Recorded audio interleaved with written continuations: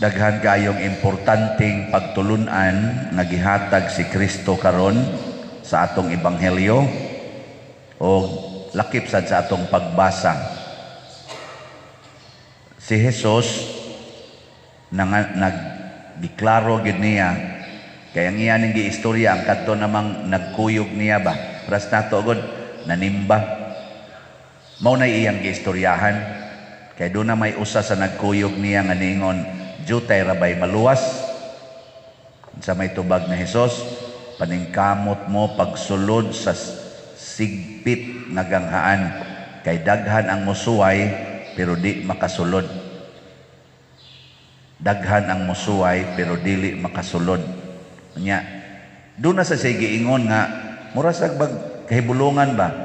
Yung siya kamo, ingnon raon niya amos agalon nga, wa ko makaila ninyo. Nya, dayon mo gingon, mikaon man may kuyog nimo, miino man may kuyog nimo, nanudlo man ka, naminaw man minimo, pasabot, ni simba man mi, ni kalawat man mi, nangumpisal man mi. Moingon ako nung Ginoo, wa ko kaila ninyo mga dautan. Katok makuyog ito niya. Plus karon ba? Kamu kuyog mo mo Ginoo karon no? Kita kuyog man ta. Bisan patingin mo ingon ko, nagmisa man ko. Doon na pagani kuno mo ingon sa lain sang gospel mo ingon kuno, naghingilin mamig mga yawa, nagayo mamig masakiton sa imong ngalan. Ang itubag ko nagyapon sa Ginoo, wa ko kaila ninyo. Amingon sa ning diya sa kong kilid, nag-serve man misa kanunay. Wa ko kaila ninyo. Wala ba mga lektor? May kaito na kong pagkabasa, Lord. Wa ko kaila nimo. May kaito na kong pagkakanta, ang salmo. Wa ko kaila nimo. Pahawa diya, dautan. Pero doon na sa mga bot ko no, gikan sa lain-laing mga lugar, habagatan, amihanan, kasadpan, di na to mga tao nga kanang kuyog niya. Pero mga bot ko no, niya, musod na to. Kuan kayo no? Kuyaw kayo nistanan, nga katong na nag-standby dito, katong way simba-simba, inigabot na to dito, mao na hinuin ni sud na to sa Ginoo, niya kining kasigig simba, sige pagyog palit og slat, tuwa ra gawas. Kuyog sa namaligyag slat. Tuwa dito sa gawas. Hasta looy, Imatod ba Kristo, maghilak niya mo, magkagot inyong ngipon, magtanaw ni Abraham, ni Isaac, o kinsa pa to ni Jacob, o sa mga santos, mga propeta, o sa daghan nga mga bot, nagikan sa kasadpan sa silangan, Luoy, Nya nga naman Duna di ay balaod ang Ginoo, importante kayo. Unsa man? Ang nahiuna karon maulahi. Og ang naulahi mahiuna. Unsa man ang balaora? Sabot mo na. Ayan taging sa to pagsulti dire. Og unya kadtong naulahi karon mahiuna og daghan usab nga karon nahiuna maulahi. Saya pasabot anak. Ang nakasabot malangit. Ang saya pasabot wa mo kasabot. Wa gyud. Pariyata. Usa pa kasabot anak. Sudah ang naulahi mahiuna. Ang mahiuna maulahi. Atong kuan ba si dia betul dari Brad Henry, wa man musim barar Brad Henry kan bangsa nagkuanto ani mga grills ba.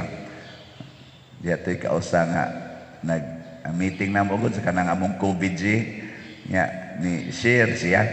Aw dito sa ilam tintit pistam ting ito nga diha sa iyang mga tao nya nihatag sa siya iyang kaugalingong sharing ba.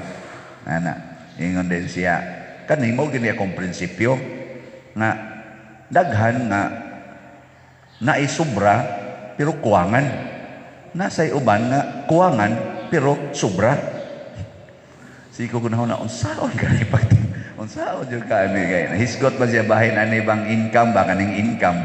Siya tinudan na baya na may mga tao nga sobra pero kuwangan. Nasay kuwangan pero sobra. Tungwa na lang ko naguna-huna ato. Mumao sa niya, daghang naulahi, mahiuna, naasay daghang nahiuna, maulahi. Ang akong ubos aning pangagpas, ano sa man? Ang Ginoo, why schedule? Wa say timetable ba? Di sa kamaong mo ihap og oras. Ang iyang giihap, binuhatan. Binuhatan. Dili oras.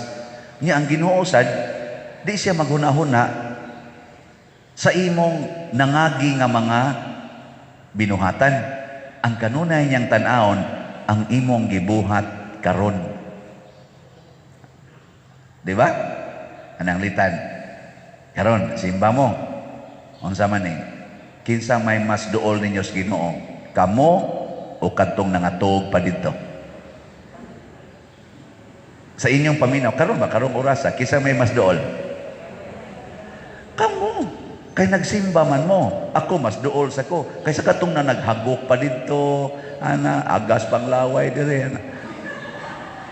Unya pa mang mata ika alas 12 sa udto. Kay kutob sa alas 4 kadlawon, siging TikTok, ana. Kadto sila mo'y awahi.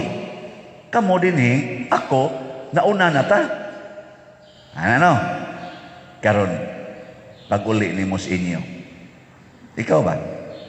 Pag-uli ni mo, purti man imong yaw-yaw atong wap amo mata. Muingo ka, kamo, wag mo mga usab, maulang yapon mo. Di, pagyod mo manimba. Di, pagyod mo musabat og rosaryo. Sige lang mo ng cellphone. Porti pa niyong tapulana. Ako, gikan ako simbahan. Pagbalik na ko, di alang yapon mo mga panuaya mo. Hamana ka. Yang katusang naminaw, moingon ni mo, ay, sorry kayo, ma, sorry jud kaayo. Sorry, dan buanga ka. Sige lang kag sorry. Kinsa naman roy dool ninyo sa Ginoo?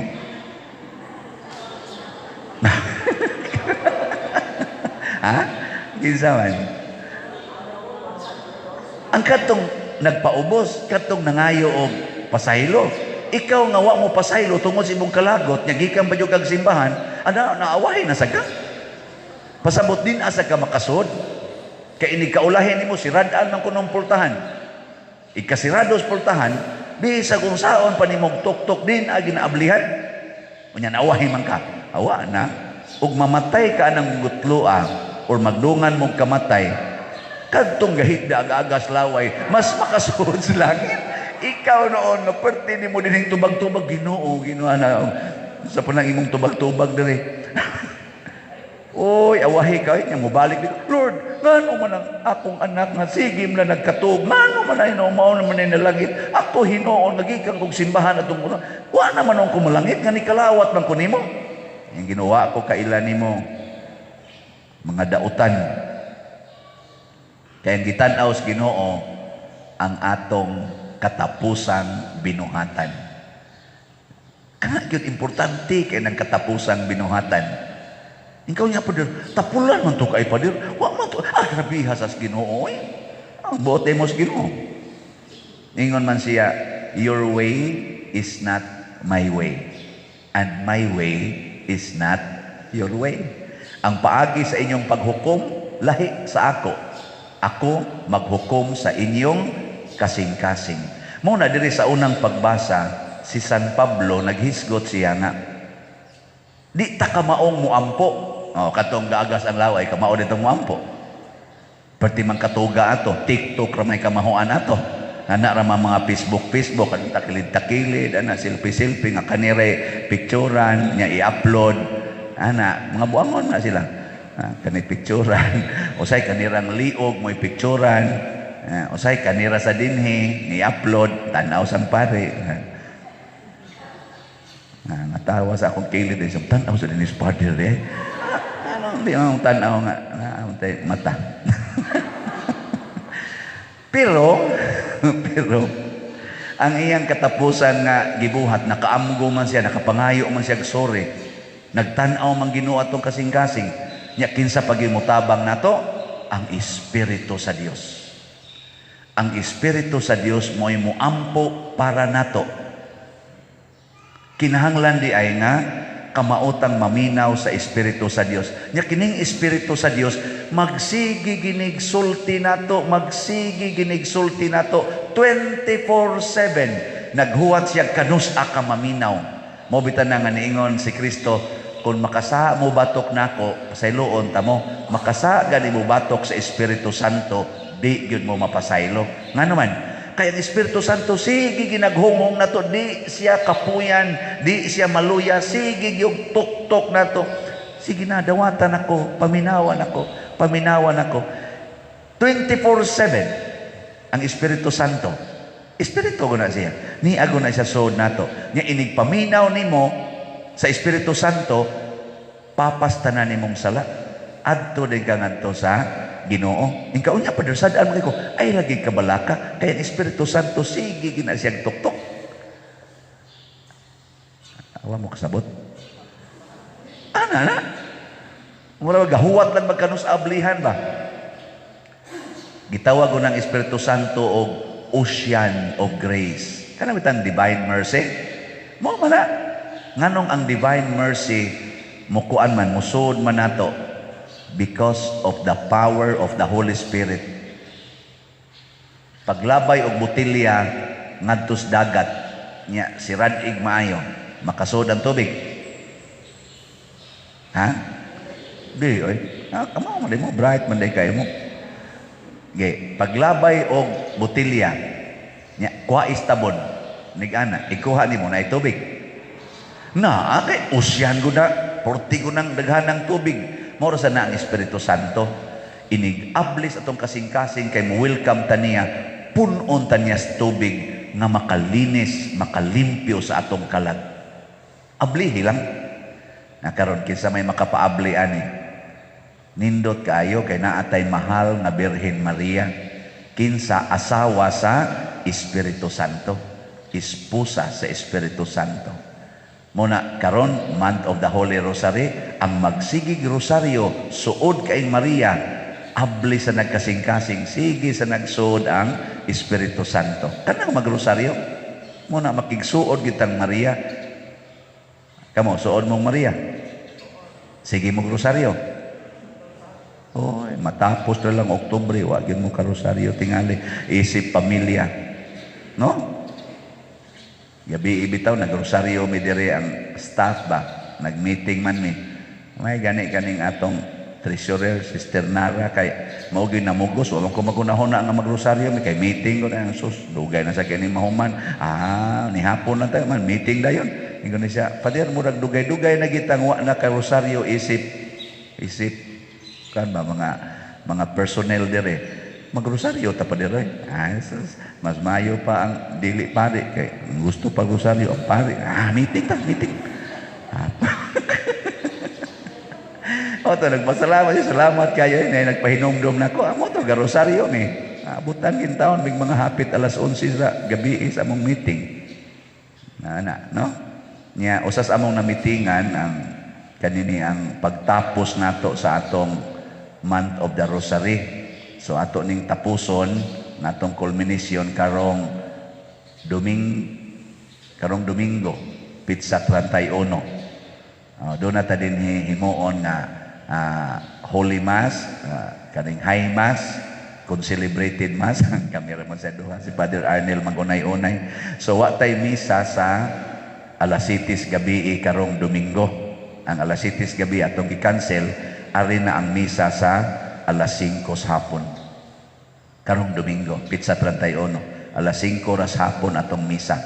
Ana, niya, kuha na siya, High Mass, niya iguman ana, na dentay Living Rosary diha sa gawas. Amo to, kanus at mahuman, ang PYCC, ang atong uban pang choir, o uban pa, mo'y kuha na. So akong imbitaron ang mga mandated organizations nga, may tagnaa ta, to culminate aning atong kanini ang Rosary, month of the Rosary. Nindot no? Awa mo nindot eh. Kana bang ato bang i-highlight si Mother Mary? Nya kay naama sini honghong na ko niya pader ang gastuhanan na. Iyay gasto na sad. Oo na siya. So mag special slot lang ta. para anak kay nalimtan ako sa Mama Mary da. Hinumdum mo atong doon natay special slot nga atong gitawag og Mary's Embrace. Limot na mo? Mary's Embrace, baka nang gakson kang Mama Mary. Ato mo nang gihimo sa una. So ako nang ibalik ron, Mary's Embrace, special slots, 200 katag 1,000. Kuto ba na karong Domingo? Malit mo.